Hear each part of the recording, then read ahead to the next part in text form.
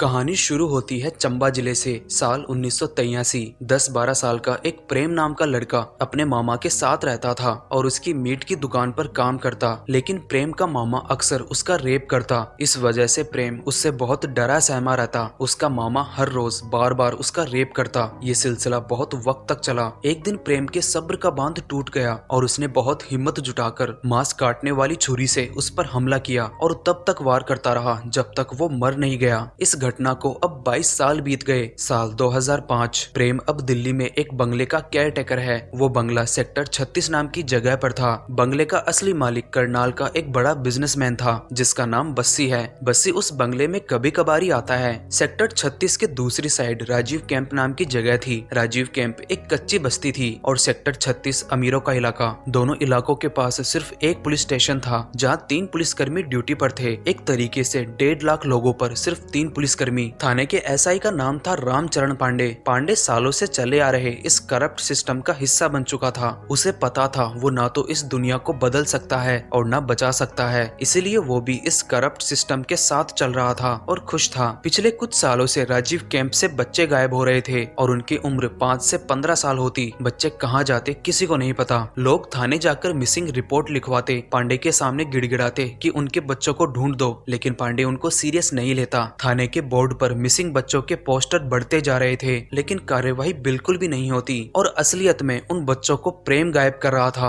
अपने बचपन के हादसे का उसके दिमाग पर गहरा असर हुआ। वो भी अपने मामा की तरह साइको बन गया, लेकिन प्रेम उससे भी एक कदम आगे चला गया। वो तो सिर्फ रेप करता था, प्रेम रेप करके बच्चों को मार देता, मारकर उनके ऑर्गन्स निकाल कर बेचता, बाकी बॉडी के टुकड़े कर घर के पीछे के नाले में फेंक देता जो राजीव कैंप में था। पुलिस ने कभी मिसिंग बच्चों की छानबीन नहीं करी और इसी वजह से प्रेम का हौसला धीरे धीरे बढ़ता गया। प्रेम के भी बीवी बच्चे हैं जो कि गांव में रहते हैं। प्रेम जो ऑर्गन्स निकालता उन्हें एक छोटे लाल नाम के आदमी को बेचता जो वहीं लोकल गवर्नमेंट डिस्पेंसरी का कंपाउंडर था। इस पूरे घटनाक्रम में प्रेम के साथ उसका मालिक बस्सी भी बराबर का हकदार था। प्रेम से पहले बच्चों का रेप बस्सी करता, ऑर्गन्स बेचकर मिले पैसों में बड़ा हिस्सा वो ही रखता। मेन मास्टरमाइंड बस्सी था, प्रेम तो उसके लिए काम करता। दोनों के लिए सब कुछ सही चल रहा था जब तक एक झुमकी नाम की लड़की गायब नहीं हो गई। झुमकी की उम्र 18-19 साल थी। वो एक प्रोस्टिट्यूट थी। जब से झुमकी गायब हुई थी तब से उसका पापा बार बार पांडे के पास आकर झुमकी को ढूंढने की रिक्वेस्ट करता।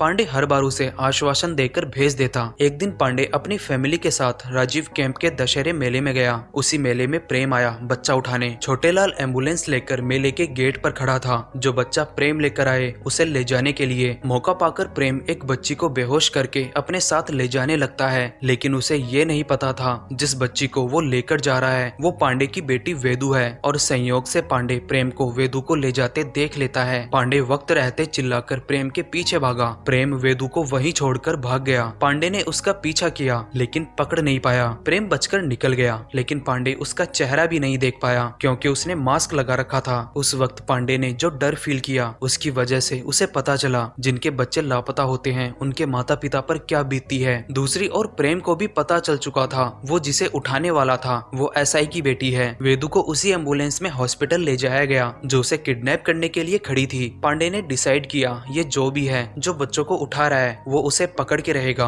पांडे ने झुमकी का केस लेने की सोची क्योंकि उसने अंदाजा लगाया बच्चों को और झुमकी को उठाने वाला एक आदमी हो सकता है। अगले दिन पांडे ने झुमकी के पापा को थाने बुलाकर एफआईआर लिखी और उससे सारी जानकारी ली। पांडे को पता चला आखिरी बार झुमकी को एक रिक्शा वाले ने बस्सी के घर छोड़ा। उसके बाद से ही वो गायब है और झुमकी उस रिक्शा वाले की परमानेंट कस्टमर थी। पांडे कुछ पूछताछ करने बस्सी के बंगले पर गया। संयोग से वहाँ बस्सी भी मौजूद था। पांडे ने उससे कुछ सवाल पूछने की कोशिश की लेकिन बस्सी ने अपने दोस्त जवाहर को कॉल कर दिया। जवाहर ने तुरंत पांडे को वहाँ से निकलने के लिए कहा। जवाहर शहर का पुलिस कमिश्नर है। बस्सी, जवाहर और होम मिनिस्टर का बेटा तीनों कॉलेज में बहुत अच्छे दोस्त थे। इस वजह से बस्सी के पास पावर की कोई कमी नहीं और पैसा तो उसके पास था ही। पांडे को मजबूरी में वहाँ से जाना पड़ा लेकिन उसने उस रिक्शा वाले को पकड़ा जो झुमकी को अक्सर क्लाइंट्स के पास छोड़ता था। रिक्शा वाले के पास झुमकी का मोबाइल मिला जिसमें आखिरी कॉल प्रेम की आई हुई थी। पांडे ने सख्ती से पूछताछ की तो उसने बताया कि उसने झुमकी को बस्सी के बंगले पर छोड़ा था। उसे रिसीव करने प्रेम आया और जब झुमकी को दोबारा लेने का वक्त आया तो बंगले के बाहर सिर्फ प्रेम आया। प्रेम ने रिक्शा वाले को झुमकी का मोबाइल दिया और कहा कि कहीं फेंक देना, लेकिन लालच में आकर उसने उसे अपने पास रख लिया और सिम भी नहीं बदली। पांडे को शक हुआ हुआ कि इस मामले में कहीं न कहीं प्रेम शामिल है और पांडे ने ये सारी बात जाकर जवाहर को बता दी। जवाहर पहले ही पांडे से नाराज था कि उसने बस्सी से पूछताछ की। इस बार जवाहर ने उसे सस्पेंड कर दिया। सस्पेंड होने के बाद पांडे के पास से सारी पावर्स छीन ली गई, लेकिन वो शांत नहीं बैठा। उसने लगातार बस्सी के बंगले पर नजर रखी। उस वक्त में कोई बच्चा तो गायब नहीं हुआ, लेकिन पांडे ने नोटिस किया प्रेम और छोटे लाल एक दूसरे से कुछ ज्यादा ही मेल मिलाप करते हैं और पांडे को पता चला उस दिन वेदु को छोटे लाल ही एम्बुलेंस में डालकर हॉस्पिटल लाया था।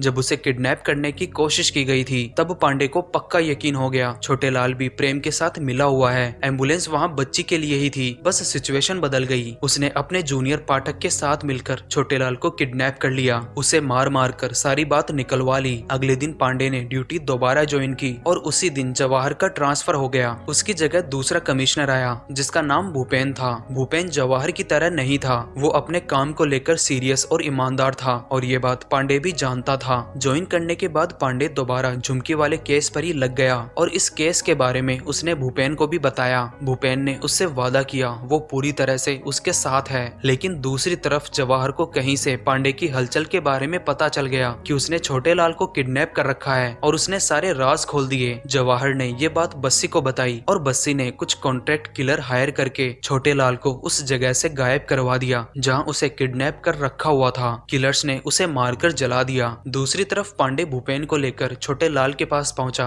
लेकिन वो वहां नहीं था। पांडे को कुछ समझ नहीं आया वो यहाँ से कैसे भाग गया, लेकिन उसी वक्त भूपेन ने प्रेम को अरेस्ट करने का ऑर्डर दे दिया। पांडे को थोड़ी राहत मिली। प्रेम को थाने लाया गया जहां उससे पांडे और भूपेन कुछ सवाल पूछते हैं। प्रेम सारे सवालों के जवाब सही दे रहा था। उसने अपने क्राइम को भी कबूला क्योंकि उसे इस बात का ओवर कॉन्फिडेंस था कि उसका मालिक बस्सी बहुत पावरफुल है, वो उसे कुछ नहीं होने देगा। पांडे ने प्रेम से पूछा कि झुमकी के साथ क्या हुआ था, तो प्रेम ने उसे सब कुछ बता दिया। झुमकी को अक्सर बस्सी अपने साथ सोने के लिए बुलाया करता था और तब प्रेम को झुमकी से प्यार हो गया। उस रात को प्रेम ने झुमकी को घर बुलाकर अपने दिल की बात बता दी, लेकिन झुमकी ने उसे साफ मना कर दिया कि वो उसके साथ कोई रिलेशन में नहीं रहना चाहती। फिर प्रेम ने उसका गला घोटकर मार दिया और लाश को गार्डन में दफना दिया। पांडे ने फिर पूछा कि बाकी बच्चे जो लापता हुए हैं क्या उनको भी तुम्ही ने मारा? प्रेम ने माना कि उनको भी उसी ने मारा। भूपेन ने उनको मारने का रीजन पूछा तो प्रेम ने बताया कि बचपन में उसका मामा उसके साथ रेप करता था, तो एक दिन उसने अपने मामा को काट दिया। उसके शरीर के कुछ टुकड़े कुत्तों को खिला दिए और कुछ खुद खा लिए। तब से उसे इंसानी मांस की तलब लगने लगी। हर 2-3 महीने में इंसानी मांस चाहिए होता, तो उसने फिर बच्चे उठाने शुरू कर दिए। उनको लाकर रेप करता, फिर पेट भर के उनका मांस खाता, ऑर्गन्स निकालकर बेच देता। बची हुई बॉडी के टुकड़े कर घर के पीछे बने नाले में फेंक देता ताकि किसी को पता ना चले। प्रेम ये बात पांडे को इतनी शिद्दत से बता रहा था कि सुनते सुनते पांडे की रूह कांप गई। आखिर में भूपेन ने पूछा कि क्या बस्सी भी इन सब में शामिल है? प्रेम ने इस सवाल का जवाब देने से मना कर दिया। प्रेम को रात भर लॉकअप में रखा गया और अगली सुबह भूपेन पूरी पुलिस फोर्स लेकर बस्सी के बंगले पर गया। प्रेम की बताई जगह पर खुदाई की गई तो वहाँ झुमकी का कंकाल निकला और दूसरी तरफ घर के बाहर मौजूद नाले की भी सफाई की गई जहाँ 25 बच्चों के कंकाल के टुकड़े मिले। इस वजह से केस को मीडिया का अटेंशन मिला। बस्सी और प्रेम को तिहाड़ जेल भेज दिया गया, लेकिन जैसे असली जिंदगी में होता है बस्सी का पैसा और पावर उसके काम आया। होम मिनिस्टर के बेटे के कहने पर, जो कि बस्सी का दोस्त था, इस केस को आईबीआई को दिया गया और आईबीआई का चीफ जवाहर था। जवाहर ने बस्सी को इनोसेंट साबित कर दिया और सारा इल्जाम प्रेम के ऊपर डाल दिया। केस की गहराई से जांच होने पर पांडे को परमानेंट सस्पेंड कर दिया गया और केस का पूरा क्रेडिट भूपेन को मिला।